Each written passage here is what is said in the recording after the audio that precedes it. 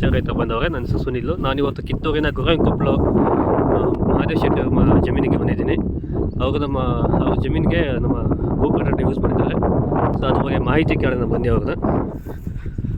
Sir ನಮಸ್ತೆ sir. ಈಗ ನಾವು ಈ ನೀರು ತುಂಬಿಬಿಟ್ಟು ಗಿಡ ಎಲ್ಲ ಹಣ್ಣತ್ತಂಗೆ ಆಗೋಗಿದ್ದು. ಓಕೆ.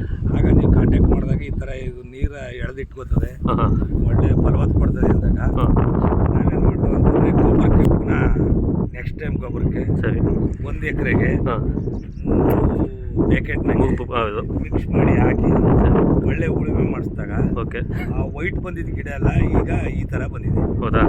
ತುಂಬ ಚೆನ್ನಾಗಿ ಈಗ ಎಲೆ ಎಲ್ಲ ಚೆನ್ನಾಗಿದೆ ಸರ್. ಏನಾದ್ರು ಕೊಳೆ ರೋಗ ಅಂತ ಗಂಟು ರೋಗ ಏನಾರು ಬರ್ತಿದೆ? ಏನು ಬಂದಿಲ್ಲ, ಭಾರಿ ಚೆನ್ನಾಗಿದೆ. ಸರಿ ಸರಿ. ಎಷ್ಟು ಎಕರೆ ಮಾಡಿದೆ ಸರ್ ಇವಾಗ? ಇದು ನಾವು 5 ಇಂದ 6 ಎಕರೆಗೆ ಈ ಥರ ಮಾಡಿದ್ದೀನಿ. ಇನ್ನೊಂದು 5 ಎಕರೆಗೆಲ್ಲ ಈಗ ಪ್ಯಾಕೆಟ್ ಮಿಕ್ಸ್ ಮಾಡಿ ಕೊಡ್ತಾ ಇದ್ದೀನಿ, ಉಳುಮೆನೂ ಮಾಡ್ತಾ ಇದ್ದೀವಿ.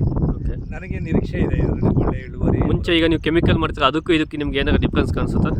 ಕೆಮಿಕಲ್ಸಲ್ಲಿ ಎಲೆ ಎಲ್ಲ ಹೊರಟು ಬರ್ತಾಯಿತ್ತು, ಇದು ಸ್ಮೂತಾಗಿ ಮತ್ತು ಎಲೆ ಕೂಡ ಎಲೆ ನೋಡಿದಾಗ ಗೊತ್ತಾಯಿದೆ. ಓಕೆ. ಸ್ಪ್ರೇ ಮಾಡಿದ್ರೆ ನಿಮಗೆ ಇದೆ ಎಲೆ ಕೂಡ ಅದು ನಿಮಗೆ ಇಳುವರಿ ಚೆನ್ನಾಗಿ ಸ್ಪ್ರೇ ಮಾಡಿಸ್ತೀವಿ, ಟಾಪಿಂಗ್ ಮಾಡ್ತೀವಿ ಸರ್. ಮುಂದೆ ನೀವು ಇದನ್ನ ಈಗ ನೆಕ್ಸ್ಟ್ ಕಂಟಿನ್ಯೂ ಮಾಡೋ ಪ್ಲಾನ್ ಇದೆಯಾ? 3 ಬ್ಯಾಚ್ ಮಾಡಿದ್ದೀನಿ. ಹಾಂ.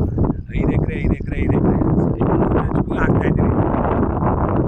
ಗೊಬ್ಬರ ಡ್ರೆಂಚಿಂಗು ಸ್ಪ್ರೇ ಎಲ್ಲ ಮಾಡ್ತೀವಿ. Okay okay sir, thank you. ಇಳುವರಿ ಮುಖ್ಯ. ಈಗ ಇಳುವರಿ ಬರಲಿಲ್ಲ ಅಂತಂದಾಗ ಹೌದು, ಈಗ 1 ಎಕರೆಗೆ 1,000 kg ಇಳುವರಿ ಬರಲಿಲ್ಲ ಅಂದರೆ ಹೌದು.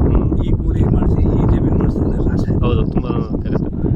ಲೀಪ್ ಬರಬೇಕು, ಎಲೆ ತೂಕ ಬರಬೇಕು, ಹೌದು. ಎಲ್ಲ ಮಾಡಬೇಕು ಅಂತ ನಿಮ್ಮ ಹತ್ರ ಒಂದು ಸ್ವಲ್ಪ ಸರಿ ಸರ್. ಸಲಹೆ ಪಡೆದು ಮಾಡ್ತಾಯಿದ್ದೀನಿ. ಹಾಂ ಸರಿ ಸರ್, ಖಂಡಿತ. ಥ್ಯಾಂಕ್ ಯು ಸರ್ ಮಾಹಿತಿ ಕೊಡಿ.